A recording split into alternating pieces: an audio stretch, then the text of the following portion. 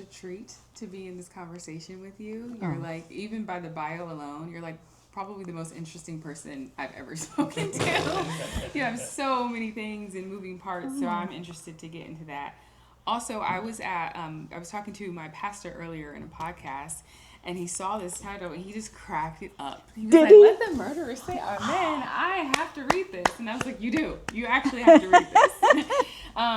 But I find you so intriguing. I had a call with you earlier, and you were giving me more of your backstory. And I would love for us to start with your very first book before this series, and what it was about it, and that ultimately led you here. Okay. All right. Thank you so much. First of all, thanks again for having me. This is so fun. So, my friend, since we only have like 4 people in the audience, one is my brother, one guy has to be here. This man here has known me since what? Were we 5? Yeah. Something like that. We went to elementary school together. We've stayed in touch ever since. So, long story short. But my first book that I wrote, and he came to the premiere of that, bless his heart. He's come to all my book reading. He should receive some sort of medal for that. But my grandfather was the very first African American Assistant Secretary of Labor under President Eisenhower. And this was way back in 1954. And he had a very interesting journey to reach that pinnacle, from which he did not stay very long. He had an abrupt resignation and a rather painful tenure there. And just growing up, it was always one of those things that we didn't, we're not going to talk about that. Nope.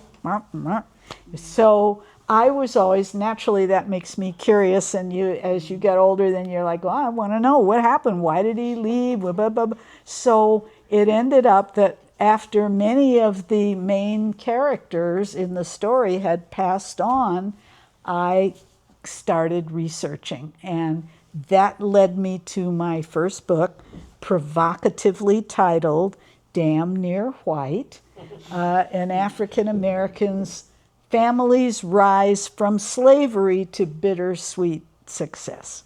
And that was my first, my very first book was a textbook. Had you wanted me to talk about that one? You don't have to. Because I teach singers at a college, they had asked me to write a textbook for how to sing in a band, which I did. And I had so much fun with the actual writing of it that's what launched me to the next thing. And the reason why I ask is because that's also so fascinating to me. Usually authors tend to stick with one genre or tend to stick with one interest, but it seems like the same way with your career, it's the same way with how you are as a novelist, right? You're writing textbooks and then history or memoir into murder mystery. Yes. Yeah, that's so yes. cool to me. I think I just get interested in stuff. You get interested and then you just want to find out more. And the best way to find out more is to write something about it, because then you got to go research and dig it up and all that. I think it's just cool to see someone who also just follows their curiosity like that. But Let the Murderer Say Amen. This is book 2 of the Psychics and Soul Food mystery series. Love that, by the way. And we are set in a religious community where the spiritual leader may have lost his moral compass, we'll say.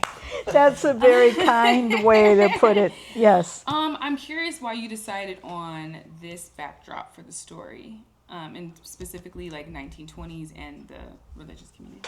Oh, great question. Well, the 1920s, when I was researching my grandfather, I wrote this whole book about them, and I found out that he had lived, his side of the family had grown up in southern Indiana, in Evansville, and then he moved to Missouri, but that's another thing. But he was there, and then I found out that my mother's side of the family also had been at the very same community in the very same time, this small African-American community in Evansville. And then that made me curious, right? When you read about a place and you think, oh, gee, I wonder what it's like. I wonder what it was like for them to live there. Like, what would they have seen? And so I started researching this place, which, as I told you, I discovered was like an utter cesspool of like crime, bootlegging, corruption. The police chief was jailed for sending the bootleg liquor, because it was during Prohibition, and they were right on the river. So I thought, wow, what a great setting for a murder mystery. And so I moved my people from Indiana, southern Indiana, to southern Illinois, but it's the same flavor.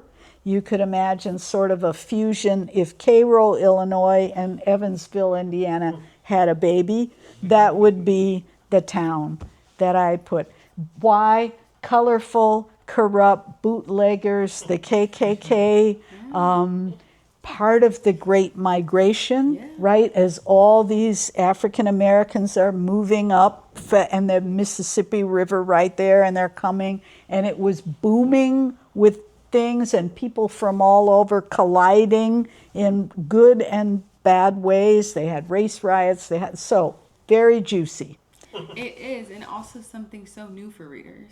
Like when we think of 1920s, historical fiction, Prohibition era, Harlem. Yep, there you go. Big cities. There Chicago. you go. Yep. And that was really exciting, but I also didn't realize how exciting these small towns would be during this time. Neither did I. If I had not researched my grandfather's story, who would have thought? Yeah. But seriously, like several of the policemen were arrested by the Federals, like the Elliot Ness kind of people, arrested the local police because they, were like selling alcohol.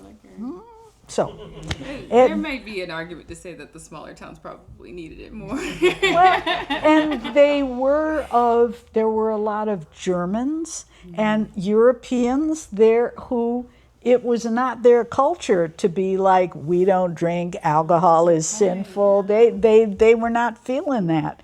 And so they thought Prohibition was stupid. But then you also had all of these sort of more Protestant WASP types that were very, very much into Prohibition. And then, of course, all the corruption and graft and all the, it was lovely. So all of that is in the thing, and an embattled but struggling African-American community in its own little pocket there. Well, speaking of that pocket, why the setting of this like religious community? I'm curious. Great question.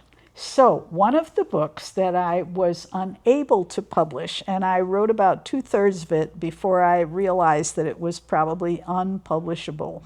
But in my world as a psychic medium and all that, I had been researching great psychics, great leaders of different groups, and there was a fascinating African-American guy who was born in maybe 1888 in Texas, made his way up to Harlem, was involved with Marcus Garvey and all that Garvey movement, and very political, and then became do you know what someone's come. OMG.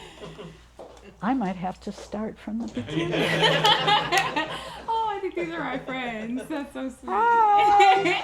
Come on in. Welcome. Sit down. Isn't it embarrassing? You come so and cute. You as a comer, right? You come and you're thinking, all right, we know we're late. We just want to slip in the back and be unnoticed. And so what happens? You get called out right from the stage, right?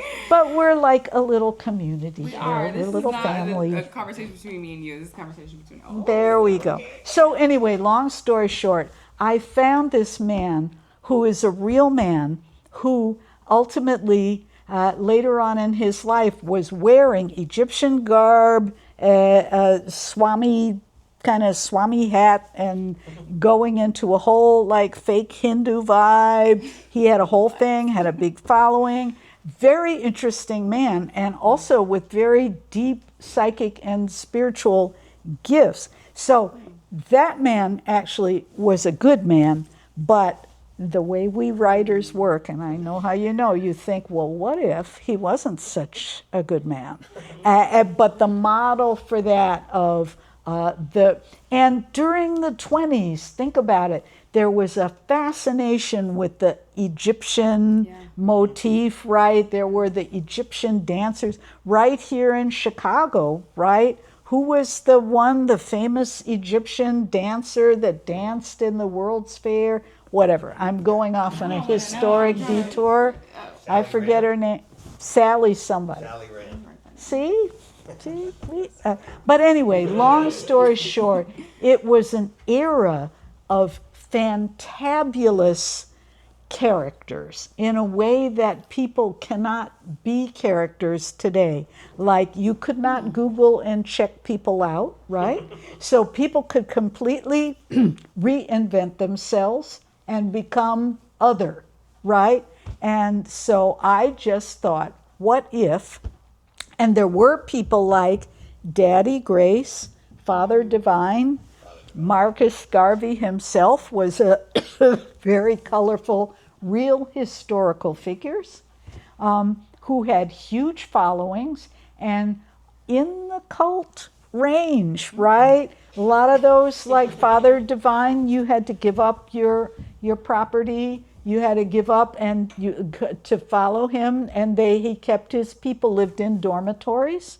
The men here, the women, even if they'd been married before, and they gave up all their property to the church, and they opened businesses. They had businesses all over Harlem.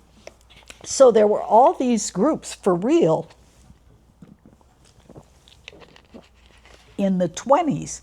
And so I thought, what an interesting time. And then I thought, Nola, my character, is a psychic. So what if she then had a sort of maybe antagonist or someone who was kind of a cult figure who also had psychic powers as well? So what if we ask these questions, right? What if? And then we start writing. Well, I'm glad you said that, because one of the questions I had was if any of these figures in this book were based off of historical figures there, which clearly they are. They are. But not too close. You know what I mean? We have to fudge, but Daddy Grace, I don't know if you guys have heard, he was like the thing, maybe back in the late 20s and early 30s. He was a very flamboyant dresser with the rings and the cloak, and the Egyptian people considered him the reincarnation of Moses. And it was the idea, follow me, very charismatic man with a big following. These people had huge followings. And back in the 20s, just a little history thing that I learned, religion, which now has been kind of off to the margins for a lot of people. Religion was like the thing. The religion column in the paper. I have preachers, as my brother will tell you, on both sides of the family, Methodist preachers, but in the 20s and 30s and stuff, their sermons were covered in the newspaper. And they were not like big famous people. I mean, they had reasonable sized churches, but this was, people took religion they didn't have television, they had the radio a little bit, and they didn't have internet, and going out and having big things at churches, events. And this guy was that kind of a person. He was a spectacle guy, and he knew how to put on a spectacle. And, we love a spectacle. We still do. That's what makes a good cult leader. Well.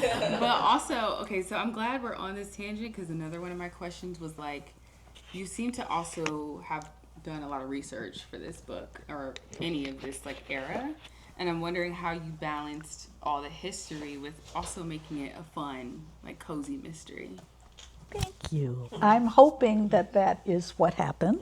But I just love history. I love reading. I love, I just love finding out about stuff. I'm curious. And I think I tried to just share my love and fun of it in the book. But at the same time, the main focus of the book is a mystery. It's not a history book. I wrote my two memoirs that I wrote. I didn't make things up. I did have to tell it as accurately as I possibly could. I went through it. It has footnotes. It was published by a university press, right? It's very, very exacting that, and they fact check and go through, and they don't let you just write anything. So what fun to be able to make up a good story and then just throw in just enough history to hopefully make you feel like you're really there. I like books that put me in a world. Don't you? Like, I want to be in the world. I want to know, what was it like to live here? What was it like to, so so if there's research, it's done out of curiosity rather than like, a homework assignment. I've got to research. I heard this quote that said, all authors are great liars. Yes. And so I'm really glad you were able to give us some lying outside of your memoirs and nonfiction that you wrote in your textbook. I hope so. And they need to be fun, right? Because lies can be as boring as facts, right? Lies need to be entertaining, and there is a craft. Okay, let me pivot back a little bit and talk about our main character. Okay. So Nola Ann Jackson, she's a war widow, caterer, psychic. Where did she come from, and what made you want to build a series off of her? Isn't she asking great questions? So, Nola, well, I did mention that I'm a psychic. I truly am really a psychic. And that's another whole conversation which I will not detour and go on. Well, I actually would like some... if you don't want to, it's okay. All right, okay. Later. I'll just smallly digress, but return. Sure. So I am one of these people that I have always been very aware of what other people are thinking and feeling and this type of thing. And I thought everyone was like this, and I found out the hard way that, in fact, no, they're not. And later on, when I got more into this, I wanted to explore it more. And we live now in this internet world where you can, with a click of a button, find out all kinds of stuff. And I just got curious. I was like, oh, this is really cool. Well, what if you really can tell? What if you really can communicate with spirits from what if we really don't die, but we still, well, what if? And so I then began, whoever's calling me, they cannot talk to me now.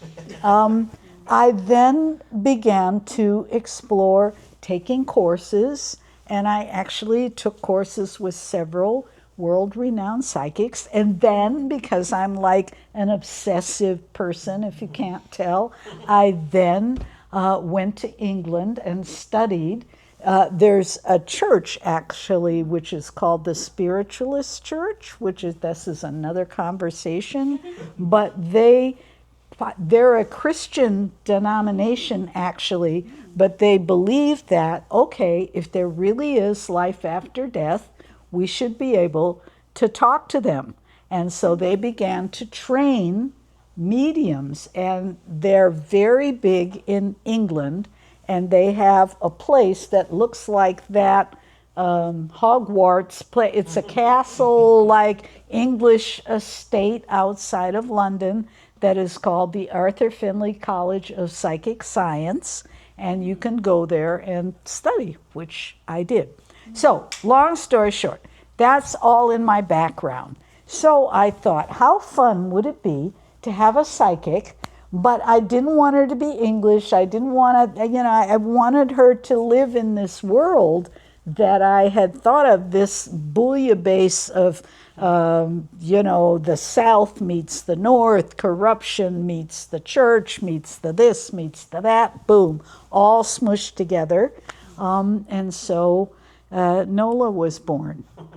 So is some of what Nola does in the book like things that you learn from there, or is it like a random Tuesday for you, or is it similar to you? No, this was one thing I wanted to do, is that now that I have actually done seances, and I don't want to scare anyone, but now that I actually can do that stuff, I wanted to have the experiences that Nola has not be so ridiculously far out that they are beyond the pale. These are things that could actually happen. I may have exaggerated a little, but I tried not to take it too far. Also, I didn't want to make her so psychic. This is the problem, right? If you write about a psychic, then why doesn't she know who the killer is? I mean, where is the mystery, right? That's no fun. So in my case, Nola, like me a little bit, she's an apprentice. She's learning. So she has her hits and her misses. And in this case, she has misses that lead her, misdirect her, but every once in a while, she gets she gets a hit. The catering piece came because I love food. I love food. And we're going to talk about that, actually. And actually, one thing I wanted to ask was, because what you're saying was one of the questions I was thinking about asking you, which is like, you could have easily made her into almost like a superpower thing, but I think I like that it feels more like humble, that she had some misses, especially when it comes to like men in her life. Big time. And her psychic skills go on the fritz. Believe me, there are things that even a person with reasonable common sense could figure out that she sometimes stumbles over. But this is life, actually. And I do actually know many psychics. I have many. I had a whole lifetime as a musician, so I know many musicians. I'm currently a writer, so I know many writers, and I also know many psychics and mediums, but we all have problems. We're all like regular people, sort of, and what happened was, as I'm sure you're going to get to in the story, she, as a child, she grew up in this town, which I call Agate. And she was kind of a bad girl in the town and sort of ran out from home and eloped with the first available man, who was a soldier, and handsome, soldier from New York, and so she moves up to Harlem to marry this guy. He immediately volunteers for the army. First World War comes and boom, he dies. So here she is stranded in New York City, but she's only lived there a few months and only with her husband. She doesn't really know anyone. And so she eventually comes home to live with her Aunt Sarah, who is a master psychic and practitioner of the African American folk arts, which we call hoodoo or conjure or whatever. And Aunt Sarah actually does know a lot of stuff, but she has already said to Nola, I am not going to interfere in your life. It's like they have boundaries, right? She says, I am not going to tell you who you can date, who you can't date. I'm not going to tell you what I see. I'm going to let you live your life, so they have that kind of tension there. I love her, by the Yeah, way. That's yeah. my favorite character. And I don't know, I think we all have a relative like this. She can be kind of salty, you Yeah. know. She's warm and fuzzy, but she is not to be played with, and she will be, hush, That's you why I know. love her. Yeah, that's right, because she reminds you of, yeah, Yeah, exactly. exactly. Okay, so back to food. Back to food. That is a huge part of the series. Tell me the role that food plays in your books, and what does Nola's cooking do for the story that mystery doesn't? Okay, brilliant. Oh, that's good. You must write. I think she. So by making Nola a caterer, Nola works as and none of this is going to spoil the book for you because all of this is in the first chapter, so you know what's going on. But she works as a, she's not the full-on caterer. She's a assistant, she works for this catering couple, which is Minty and Edward, who are the only black-owned catering company in this town. And Minty is like a genius of cooking. And like all geniuses, she's a bit temperamental, flies into tantrums, and that's, genius. But because they're so good, and the town is not Chicago and not New York, it's small enough that they get hired by a lot of different things. And I know as a musician, when you work in a service profession like that, like catering, music, or whatever, it allows you to walk in and out of all different social settings. The rich people hire you and you go into these homes of the rich people. Regular people maybe also might hire you for a thing. And so as a caterer, she is able to move between worlds and see and access things. And also, I find that people who work in service profession, like the waiters and that, how often have you just carried on your conversation while the waiter came and helped you thing, and you didn't even think a thing about it, and you might even been talking about the most sensitive topic or whatever, and this person is serving you or bringing the coffee very discreetly. So Nola, being a great snoop, right? She has the opportunity to snoop on all kinds of things and overhear all kinds of useful bits of information. So that was her function in terms of the catering. But it's also fun because then we can talk about food. Back to did I mention that I'm perpetually on a diet? We can talk about food. There was a little annotation I made where I was like, "Oh, she's nosy. I love her." Yeah, exactly. Yes, you have to Exactly. be.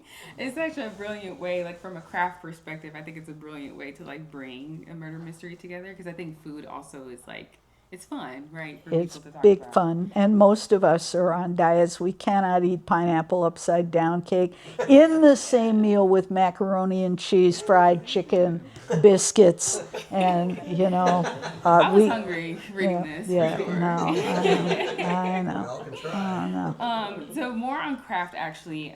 One of the things that you mentioned to me in our previous call was that you grew up reading Agatha Christie, and just murder mysteries were like a delight for you. Tell me how much that influenced you in making this series. Oh, totally, totally. Our whole family reads mysteries, and not just my parents, my uncles, and I have a lot of really smart people in my family, and so the whole thing was figuring it out, right? You don't just read it, you got to figure it out. You got to who did it, blah, blah, blah, blah. And everyone.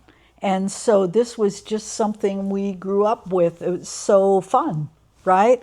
And so when I wanted to write a story, this was the kind of story I wanted to write. I wanted to write a puzzle that would be fun to solve. I didn't want to write, I dislike bloodshed and scary things. So although people do die, they die very discreetly off stage. They don't gorily bleed there. There's no abuse of women or there's none of that. So you rest assured. Because I don't like to read, there's enough of that in life already. You can read the news if you want that. Yeah. How do you organize it, like your thoughts, though, so that you're like ahead of the reader? I don't think I've ever interviewed a murder mystery writer, so this is like really interesting to me as a craft. Yes, outline. Now, I am one of those outline. You know, they have this thing in writers, right? The plotters and the pantsers, meaning you plot everything out or you write by the seat of your pants. But I find that for a murder mystery, because we have to have clues, we have to have red herrings, we have to have all these things, I do outline what I'm going to do. First, I write a very stream of consciousness thing, just for fun. And I write all kinds of crazy stuff that I then end up editing out as the story takes shape, what is really going to be. And I usually know who's going to be the killer, but sometimes surprising characters get killed as I'm writing. Oh, isn't that interesting? Well, I wonder what would happen if that. And then after I've written a few drafts, then I'll take what I have, and then it's time to create an outline and try to corral it all into something that makes some kind of sense. So mostly organized, but then you will also like follow an idea. Because otherwise it'll just be like a book report. And then when you're writing it, you'll be like, God, I know what's got, now I have to write this and I have to follow exactly to this. That's no fun. You gotta let it fly. Yeah. Well, speaking of writers, this era was definitely filled with a lot of Black literary giants, right? And it was really cool seeing how you like wove them into the book. That was really cool to see. I'm curious, can you talk about your inclusion of the writers? And I would also love to know which is your favorite. Oh, she read my book. She read it. Yes, I tried to insinuate a little bit of like Black history and Black writing. So her boyfriend gets a job writing for the Crisis magazine, which was the most famous Black magazine of the era and a very pioneering and crusading magazine. And the Crisis really did have writers that were kind of like stringers that wrote about culture and arts and different things. So in the story, that's what that's his thing. But I then tried to also mix in, associated with that, another one of her friends. I don't want to give away too much of the story. Yeah, she's looking at me like, zip it, Carolyn. But her best friend is a librarian. So there's also an opportunity for, like library stuff. And books, right? There's books and there's a little, I think I put a little Langston Hughes reference and I put, something. So there's always opportunities. And there were also local regional papers. I didn't include this because it would have spread it out too much. But there were all these, like we think of, it was only New York, Chicago, maybe Kansas City or somewhere. But no, there were all these little things, and there were like hundreds of Black newspapers. There were poetry contests. There were things, and people who lived in all these places, Talladega and all this North Carolina, and they're all these places had scenes in a way that have now been sucked into more just, it's either New York or Chicago or the West Coast. And that Crisis magazine, but also the New York Amsterdam News was a very successful newspaper. So yeah, there was a lot of that. I don't want to digress too much. Do you have a favorite writer from that era? From that era, black writer from the 1920s. I read, now this is a complete detour, so I'm only going to stay briefly, because otherwise they're going to be here for hours. But there's a woman named Pauline Hopkins, and she did not get super duper famous, but here's the deal. I now live in Cambridge, Massachusetts, right? Home of literary figures, millions. There, and it's full of historic markers, you know, like you guys have those right in front of certain houses. You'll be walking and boom, there'll be like a marker with a little picture of some ancient person. And it turns out that this woman named Pauline Hopkins, who lived in the 20s and a little bit earlier than that, the teens in the 20s, was writing all these books about mysticism, psychics, interracial romance. Black woman, also writing about civil rights, all these things way back then. And she ran her own magazine. I mean, it died, of course, but she launched it, you know, and she was hanging with the literati of that era in Boston. And she lived right around the corner from me. And that's the only reason I found out about it. I was walking in my neighborhood and there was this plaque, and there's this like rather severe looking black lady, you know. And then I started reading about all these things she had written, and I went and read all of her books because I was like, dang, you know. And there's all kind of, you know, magic and mysticism and, you know, stuff. They're a little bit, now we would say they're not written, you know what I mean? They're not, we're used to reading books written in a certain style. These are a little more antique, but very interesting. So I'm just lifting her up. I mean, of course there's Langston Hughes. Of course there's Zora Neale Hurston. You can't mention anything without mentioning her. Yeah, it's interesting. You're kind of carrying her work forward by also living around the corner. Well, I did read all her books about hoodoo and all that, because but that's another, they'll be here for hours. Sorry, okay. Yeah, we need to stay on point.